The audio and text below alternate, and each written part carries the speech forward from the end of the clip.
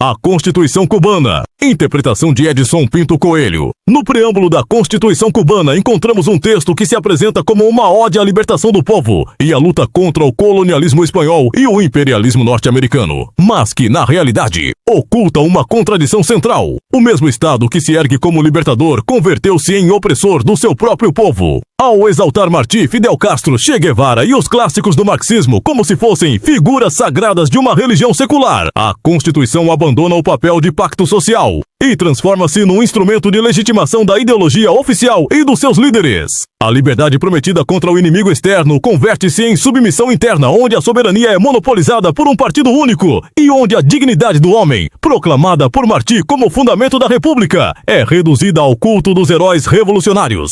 O paradoxo manifesta-se de forma evidente. Repudia-se o capitalismo nos discursos e nos textos legais, mas na prática mantém-se um sistema cheio de contradições. Enquanto o povo vive sob racionamentos, restrições e ausência de liberdade, a elite dirigente desfruta de privilégios, acesso seletivo a mercados e abertura calculada para o turismo estrangeiro. A Constituição, apresentada como democrática, é de fato outorgada, imposta de cima para baixo, sem deliberação popular, funcionando mais como manifesto ideológico do que como carta de direitos.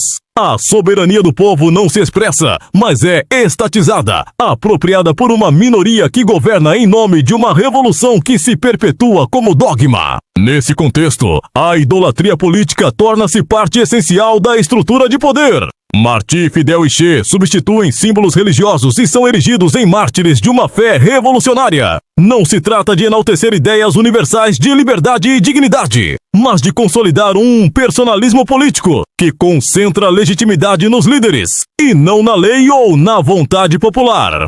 O personalismo aliado ao monopólio do Partido Único produz uma democracia apenas de fachada, em que o povo é reduzido à massa de manobra, convocada a legitimar decisões já tomadas. A dimensão internacional também aparece de modo implícito. A Constituição não é apenas cubana, mas uma extensão da matriz soviética e do projeto de União Socialista Latino-Americana, cristalizado mais tarde no Fórum de São Paulo. O socialismo é declarado como única via legítima e tudo o que diverge é classificado como inimigo, traidor ou instrumento do imperialismo. Essa exclusão sistemática de alternativas políticas e sociais mostra que, na prática, a Constituição cubana não serve ao povo, mas a um grupo reduzido de dirigentes que, em nome da revolução, perpetuam um regime autoritário e centralizador. Dessa forma, o preâmbulo constitucional revela mais do que a ideologia que sustenta o Estado. Ele denuncia a distância entre a promessa e a realidade.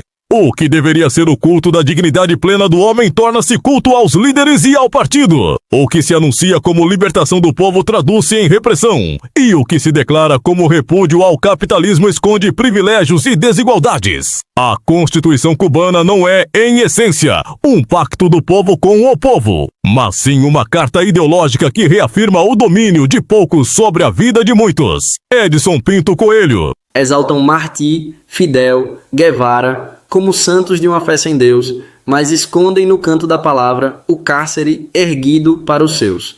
Dizem libertar da Espanha e do Império, mas o povo segue sem voz, sem chão. A liberdade é máscara de mistério, o opressor agora tem outra mão.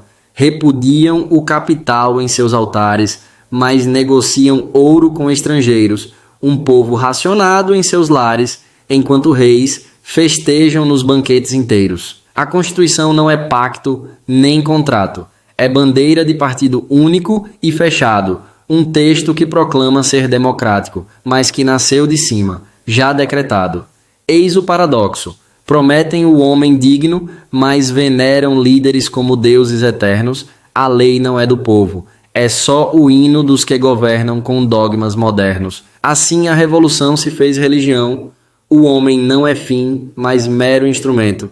E Martí, que pediu dignidade à nação, foi calado pela liturgia do partido e do tempo.